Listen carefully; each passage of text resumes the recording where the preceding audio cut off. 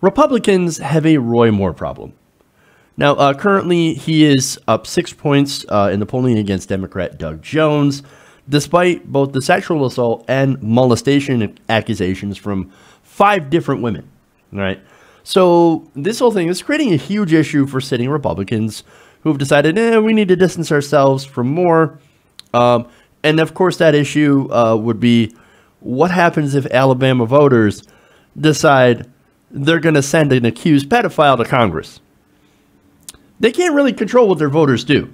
And they can say, hey, man, don't vote for Roy Moore. Or, hey, maybe we need to ask for Roy Moore to step down. They can't get him off the ballot, by the way. It's too close to an election. So whether or not he steps down, he'll still be on the ballot. Okay, so that's very interesting. So there's literally nothing they can do. Now, if Alabama voters decide, hey, you know what? We're going to stick with our boy. I don't care what he did or what the fake news media is trying to say that he did. We're with Moore because he believes in traditional values like dating really, really young girls. Okay. Now, here's my read of the situation, right? So he's still up 6 points in the polls, despite all this stuff breaking, all this news. I think he's going to win. He only lost 4 points since this happened. And look, there are numerous Alabama politicians that have affirmed their support for Moore. There's a couple that have been like, maybe not such a good choice.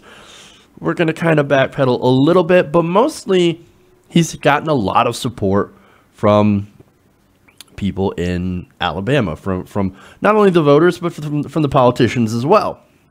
I mean, at the very least, they're setting up a race to be a sort of lesser of two evils, right?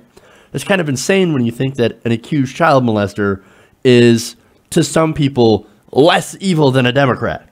Okay? So like I said, a lot of congressional Republicans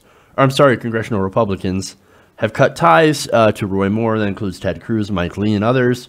And of course, the RNC itself has eliminated its joint funding agreement with the Moore campaign. Now, that's interesting, but ineffective, or I should say ineffective, because look, it's a high-profile race now.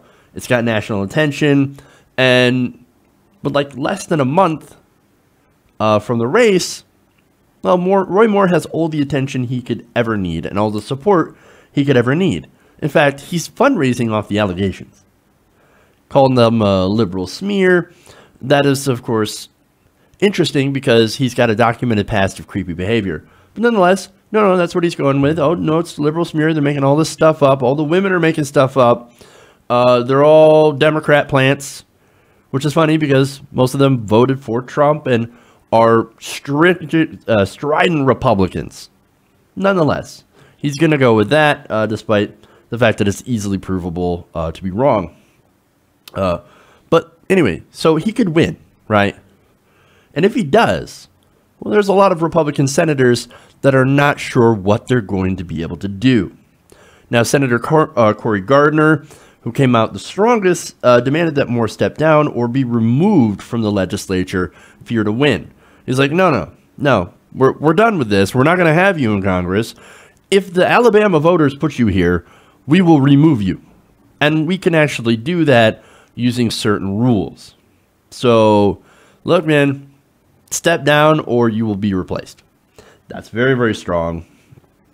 Others are a little less strong on this, and they're not saying that they'd explicitly vote to remove him if he were to win. For example, you have Suzanne Collins. There she said, I took the time to listen to Moore's radio interview, and I also read a statement. I did not find them convincing, and I believe he should withdraw as a candidate. If he does, we will have to face that issue if he's elected. I think it's premature to talk about expulsion of someone who hasn't even been elected. Now, I believe she later on said, look, if he gets voted in, he's kind of here. So I don't think there's really anything that we can do about it. Now, I know that Roy Moore, he's not dropping out. I know the guy's type, right? This is a guy who's going to fight to the end, especially since it looks like he could actually win this thing. And I think he will. Sorry, I have this cynical streak going on. And I am fairly certain that Alabama voters, they're going to choose the worst kind of person.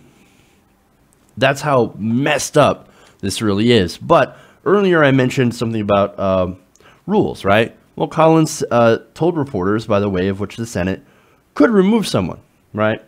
Now, this would fall under the Ethics Committee and whether or not Roy Moore would be fit for office. And to be fair, he has been removed from office twice as a judge. So it's possible that if he were to win, they could initiate this process. Would they? Well, that's a different question.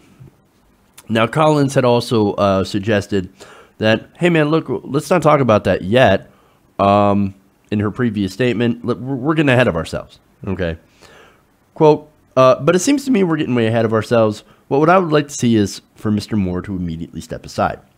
Now, Ted Cruz also told a Tribune reporter on Monday, quote, as it stands, I can't urge the people of Alabama to support a campaign in the face of these charges without serious persuasive demonstration that the charges are not true.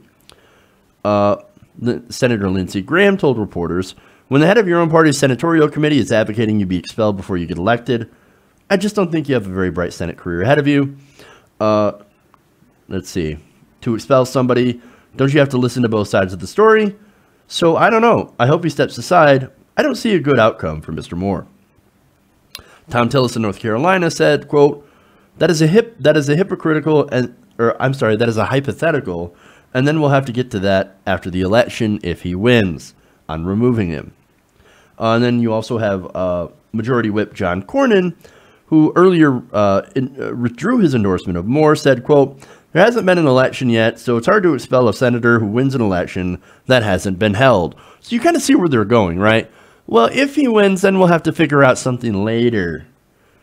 I mean, Senator Richard Shelby said, quote, he's got to make his own decision, but I'll tell you what, drip, drip, drip, cut by cut, doesn't look good. Now, so again, those are most of the senators going, look, man, we'll have to see, right? Let's hope that Alabama voters do not vote for this guy, because then we're going to actually have to do something. And I don't know what I don't know what we're going to do. We could remove him, but then what's the blowback? Then I'll get to that. Now, there was one senator that broke with Gardner, and that's Orrin Hatch, who, when asked by Business Insider, said, quote, no, I don't agree with that, but it depends on what the facts are, not just what any person thinks. I'm very concerned about these problems, but I think we've got to handle them with deliberation and care. So this kind of goes back to what I was saying before. Republican politicians are afraid of the base. I mean, that's simple, right? Now, if the base rebukes Moore by not voting for him, either you stay home or you write in a candidate, or I don't see a lot of them voting for Doug Jones. Sorry.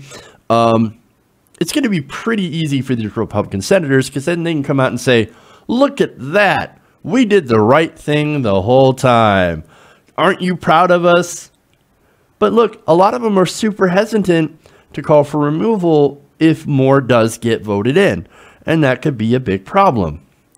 I mean, if Alabama voters vote for this guy, it tells these senators that even an accused child molester is now acceptable to them, as long as they're a Republican and as long as they hold certain anti-establishment views, which is basically anybody who's against Mitch McConnell, who is incredibly unpopular. I could be wrong. Look, Alabama voters, prove me wrong. Maybe there's got to be enough people there with a sense of decency. I don't know. I mean, look, we're far beyond Roy Moore's politics at this point, which, again, are abhorrent to begin with. But that's not even the worst part anymore. He is a predator. Preyed on teen girls. I mean, look, think of your daughters, right? Is that the kind of person that you want representing you? Somebody's going to try to date your teen daughter. Look, Alabama voters, you don't have to vote for a Democrat. Just write somebody in. Or just sit this one out. Just whatever you do, don't send this kind of guy to the Senate. Hey, everybody, thanks for watching this video. If you want to see more like this, please hit the subscribe button below. And if you want to support truly independent progressive media, please consider becoming a patron at patreon.com/TYTNation.